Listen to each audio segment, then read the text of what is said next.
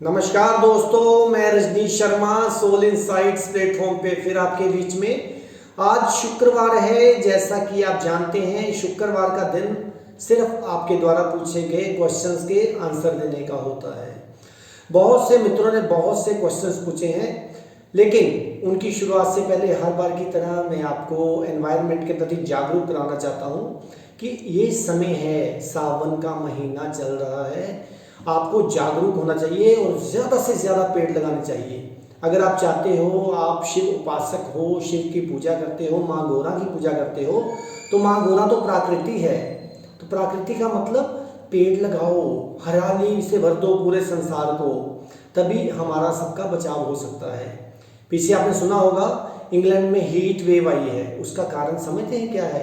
जबकि वहाँ तो बहुत हरियाली है, लेकिन ये ग्लोबल वार्मिंग है। तो इसलिए हमें संसार को, सबको चाहिए कि ज़्यादा से ज़्यादा पेड़ लगाएं और पानी को बचाएं, तभी हमारा जीवन आगे जाके सुरक्षित रह सकता है।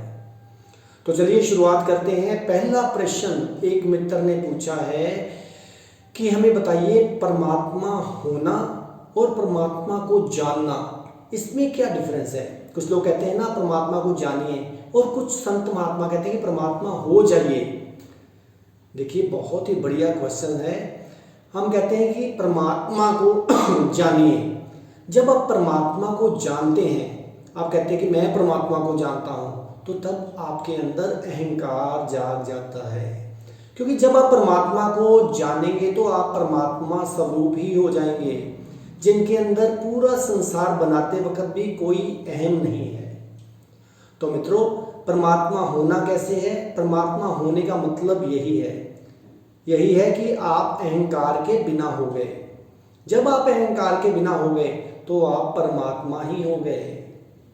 तो इसलिए हम सबको, हम जो हमारी यात्रा है, हम पूर्ण से आए हैं और पूर्ण बनने के लिए ही आए हैं। लेकिन हम क्या करते हैं? अपने अहंकारवश कितना कुछ आकर गवा देते हैं, कर्मों के ऊपर और कर्म बढ़ा देते हैं। तो इसलिए याद रखिए, हर एक को परमात्मा होना है, क्योंकि हर एक इंसान परमात्मा स्वरूप है और परमात्मा का ही अंश है। अब एक और मित्र ने पूछा है कि जैसे कि आप कहते हो कि सुख दुख, रात दिन, प्यार नफरत, कि अगर हम कोई भी काम करेंगे तो उसके विपरीत हमारे पास अपने आप ही आ जाएगा। वो कोई ऐसा वे बताएं, कोई ऐसी विधि बताएं जिससे कि वो ड्युअलिटी से पार हुआ जाए। देखिए, वो तो सही है, अगर आपको किसी को प्रेम करते हो तो उसके बाद नफरत भी जागेगी। अगर आप किसी सुख में हो तो फिर दुख में भी आ जाओगे। अगर रात है तो दिन भी आ जाएगी। उसका विपरीत बता ही पड़ा है। तो हम क्या करें जो इन ड्युअलिटी से पार हो जाएं? उसका एक ही सूत्र है मित्रों, याद रखिए, सहजता। जब आप सिंपल सहजता में आ जाएंगे तो फिर आप परमात्मा के इस लॉ से परे हो जाएंगे, क्योंकि सहज होना ही परमात्मा में होना है। जब तक आप कहते हो कि मैं कर रहा हूँ, मैं आपको प्यार करता हूँ, तो समझिए नफरत भी करेंगे। अगर आप किसी को यश दे रहे हो, इज्जत मान दे रहे हो, तो नफरत भी करोगे, अपमान भी करोगे। तो कहने का मतलब है, अपने आप को सहजता में ले आइए। सहजता में ही समाधि है, क्योंकि अगर हम दौड़ते रहेंगे तो वो तो नुकसान ही है ना। अब एक और मित्र ने पूछा है कि आप कहते हैं किसी प्रकार की वासना हमारे मन में नहीं होनी चाहिए, तो क्या परमात्मा को पाने की भी वासना है? बिल्कुल। अगर हम कहते हैं कि हम ये मंत्र पढ़ें, ये साधना करें, तो परमात्मा को पाएंगे। जब तक आपके अंदर वासना है किसी भी चीज़ को पाने की, तो आप दौड़ में शामिल हैं, आप दौड़ रहे हैं। जब तक आप बैठेंगे नहीं, तब तक समाधि कैसे होगी? समाधि सम जमा आदि, सब में समता लाना है। लेकिन हम परमात्मा को पाने की वासना में, अरे मैं शिव का मंत्र कर रहा हूँ, मैं तो शिव को खुश करना है। अरे ऐसे कैसे होंगे? जब तक वासना है, समझ लीजिए आप अहंकार में हैं और परमात्मा से कोसों दूर है। निर्वासना होना ही परमात्मा में होना है। तो किसी प्रकार की परमात्मा को पाने की भी वासना को छोड़ दीजिए। बाकी तमाम प्रकार की वासनाएं तो छोड़नी है, लेकिन परमात्मा को पाने की वासना छोड़नी है। जब आप वासना छोड़ेंगे, आप देखेंगे आप खुद ही परमात्मा हो गए, आप खुद ही परमात्मा हो गए। अब एक और मित्र ने पूछा है कि आजकल सावन का मास चल रहा है, सावन का महीना, कहते हैं शिव बहुत प्रसन्न होते हैं, शिव और माँ पार्वती बहुत ही खुश होते हैं।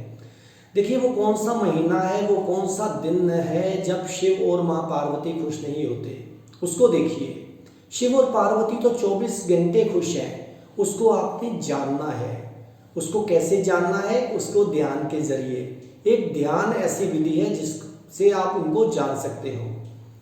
और हमें आजकल क्या करना है, दूध तो कम ही पीना चाहिए, दही भी कम ही खाना चाहिए। और दूध अगर शिवलिंग पे कुछ चढ़ाना है इसमें सावन के मास में, तो सिर्फ या दूध चढ़ाइए, अगर गाय का चढ़ाए तो बहुत ही बढ़िया है, तो जहाँ सिंपल पानी चढ़ाइए। इससे परमात्मा, इससे शिव भोले बाबा बहुत प्रसन्न होते हैं। और शिवलिंग को कोशिश कीजिए कम से कम छुइए, उसके सामने बैठ के पाठ कीजिए, ओम नमः शिवाय का पाठ कीजिए, जहाँ जो भी आपको शिव का मंत्र आता है वो पाठ कीजिए।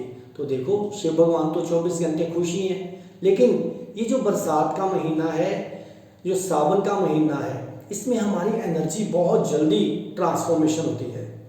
तो इसलिए कहा गया है कि शिव और पार्वती खुश होते हैं। लेकिन याद रखो मित्रों, शिव और पार्वती हर समय प्रसन्न हैं। वो प्रसन्न हैं तो हम चल रहे हैं, वो प्रसन्न हैं तो हम दुनिया में हैं। अब एक और मित्र ने पूछा है कि श्री कृष्ण जी ने कहा स्वधर्म में रहना ही उचित है। स्वधर्म क्या है?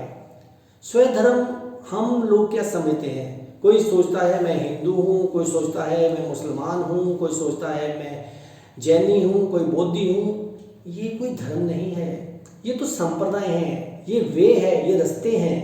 लेकिन आपका जो स्वधर्म, जो श्री कृष्ण जी ने बोला है, उसका मतलब है अपने स्वभाव में रहना, अपने स्वरूप में रहना। जैसे श्री गुरु नानक देव जी ने बोला था, मैं बार बार इस दोहे को बोलता हूँ, मन तू ज्योत स्वरूप है अपना मूल पहचान। कहने का मतलब है स्वधर्म में रहना, अपने स्वरूप में ही रहना, अपने आप में ही रहना, वो असली स्वधर्म है। अब एक और मित्र ने पूछा है कि आपने पीछे एक तुक बोली थी बड़ी अच्छी, नानक जीवत्यां मर रहिए ऐसा योग कमाइए। इसका क्या मतलब है? देखिए उसका मतलब, उसको गहराई से समझिए। नानक जीवत्यां मर रहिए ऐसा योग कमाइए। इसका मतलब है कि हमें जिंदे जी, ध्यान में उतर के, समाधि में उतर के जिंदे जी ही मर जाना है। मरने का मतलब ये नहीं कि दुनिया से चले गए, मरने का मतलब है कि अपने अहंकार को बिल्कुल जीरो कर देना है। और जब आप बिल्कुल जीवत्यां मर रहिए, जब जीवत्यां मर रहेंगे तो आप ऐसा ही योग, योग का मतलब योगाभ्यास नहीं, योग का मतलब जुड़ना। जैसे ही आप शून्य होंगे वैसे ही आप जुड़ जाएंगे। और आप देखिए जब भी आप ध्यान में गहराई में उतरते हो, आपकी टांगें बिल्कुल सुन्न हो जाती हैं, आपके हाथ, आपके पैर, इवन कि आपका सर भी। तो वही जीवत्यां मर रहना है। जब आप बिल्कुल शून्यता में आ गए और आपको पता भी नहीं कि आप ध्यान में बैठे हुए हो, वो नींद नहीं है, अवेयरनेस पूरी है, लेकिन आप पूरे के पूरे ही ध्यान में हो। तो इसलिए असली वही श्री गुरु नानक देव जी ने बोला है, जीते जी मरना। और हर संत, हर गुरु, हर पीर पैगंबर ने हमें यही समझाने की कोशिश की है। तो और एक मित्र ने पूछा है कि हमें बताइए कि ज्योतिष के अनुसार हमें किस देवता की पूजा करनी चाहिए, किस देवी देवते की उपासना करनी चाहिए जिससे वो देवता खुश होए। मैं सारे बता देता हूँ। जैसे मान लीजिए आपका सूर्य ठीक है तो आप विष्णु भगवान की पूजा कीजिए, अगर चंद्रमा ठीक है तो शिव की पूजा कीजिए, अगर मंगल ठीक है तो हनुमान जी की पूजा कीजिए, अगर बुध ठीक है तो दुर्गा माता की पूजा कीजिए, अगर गुरु है तो किसकी करनी है? ब्रह्मा जी की कर लो, विष्णु जी की कर लो, अगर शुक्र है तो लक्ष्मी माँ की कीजिए, शनि है तो भैरव बाबा की कीजिए, राहु है तो सरस्वती, और केतु है तो श्री गणेश जी की। बाकी एक बात याद रखिए मित्रों, अगर आप सच में ही उनकी उपासना चाहते हैं तो अपने दिल से कीजिए। दिल से का मतलब कि उनसे प्रेम करके ही उपासना कीजिए, तभी वो उपासना कबूल होती है। अब एक और मित्र ने एक सवाल पूछा था कि हम फोकस्ड कैसे करें, हम कंसंट्रेट कैसे करें अपने आप को, ध्यान में कैसी विधि है जो जिससे कंसंट्रेट हुआ जाए। सबसे पहले मित्रों याद रखिए, ध्यान को प्रेम कीजिए, उसको अपनी प्रेमिका समझिए। ध्यान को ऐसे कीजिए जैसे आप अपने प्रेमी या प्रेमिका से प्रेम कर रहे हैं। प्रेम, प्यार नहीं, प्रेम। जहां आपकी मैं परे हो गई, प्रेम को उल्टा कर दो तो मैं परे, अपने अहंकार को खत्म करके। और जब आप किसी भी चीज को प्रेम करेंगे तो आप ऑटोमेटिकली आपका ध्यान फोकस्ड हो जाएगा और आप बिल्कुल कंसंट्रेट हो जाएंगे।